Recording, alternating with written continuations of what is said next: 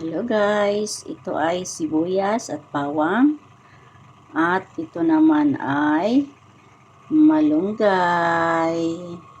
Magigisa tayo ng shrimp na may gata. Ito naman ang shrimp na ating gagataan. Para maiba naman. Coconut milk. Ating hinalo-halo. Hinalo-halo na natin ang coconut milk para pang isa. Okay. Hello guys. Masibuyas at saka mabawang ko talaga ako pag ako nagluluto. Isang buong bawang at isang buong sibuyas. Mura kasi dito yan. Kaya kahit nasa Pinas ako, mano talaga ako mabawang at saka masibuyas. Kahit ano iluto ko. And ito na po mga guys. Atin na ihahalo ang ating shrimp.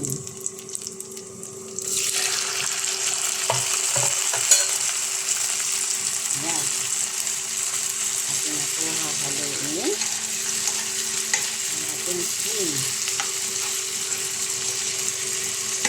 Mukhang marami, no? Mukhang marami nga ito. Mag-isa lang ako. Wala tayong magagawa.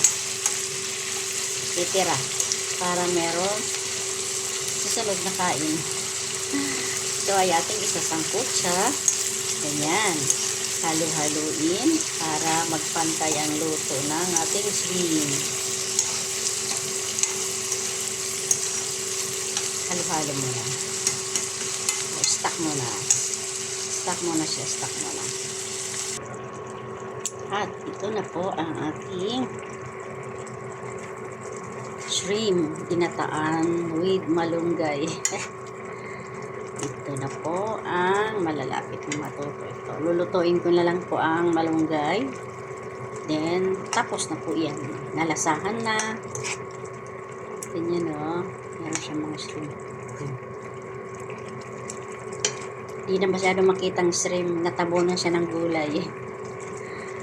Okay, luluto lang natin to siya siguro mga 2 minutes. Haluto lang yung kanyang gulay, mga 2 minutes, then tapos na. Luluto na.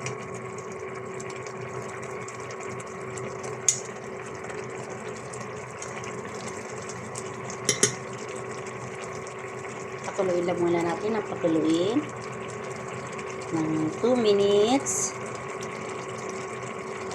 Para maluto ang gulay. Hayaan mo natin siya ng mga 1 minute more. Okay.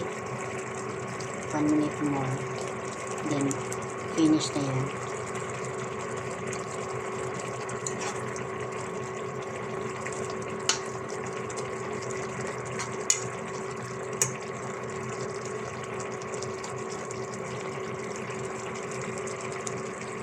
Masarap siya kasi siya ay nilasahan ko muna bago ko ilagay yung gulay. Nilasahan ko muna siya. Kaya siguro masarap.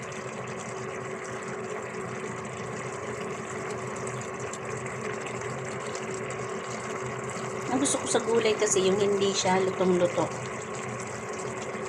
Parang malasado lang ba?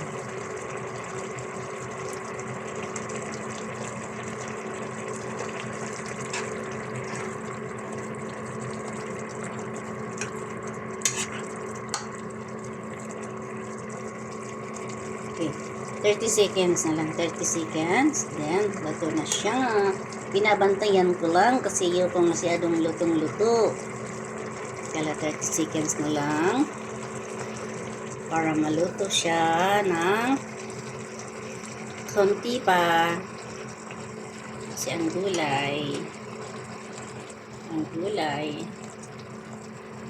itaka ko dito sa gulay na to, bakit kaya? Doon sa atin, ang malunggay, mga ilang araw kaya guys, sagutin nyo. Ilang araw ang tinatagal ng gulay na malunggay sa palengke bago siya malanta. Dito, bumili ako nung isang araw. Pang na to ngayon, pang 4 days na siya, ngayon ko lang siya niluto. Pero ano pa rin siya, para siya pa rin sariwa. Nilagay ko siya sa fridge. Tapos paglabas ko, nag-yellow-yellow pa. Hindi talaga siya nalanta. Naka-yellow-yellow pa. Talagang mayroon pang nag-ice pa siya eh. Kaya siguro matagal ang buhay niya. Kaya ayan. Nabot siya ng 4 na araw sa aking fridge.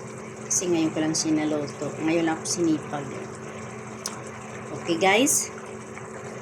Tayo magpapaalam muna.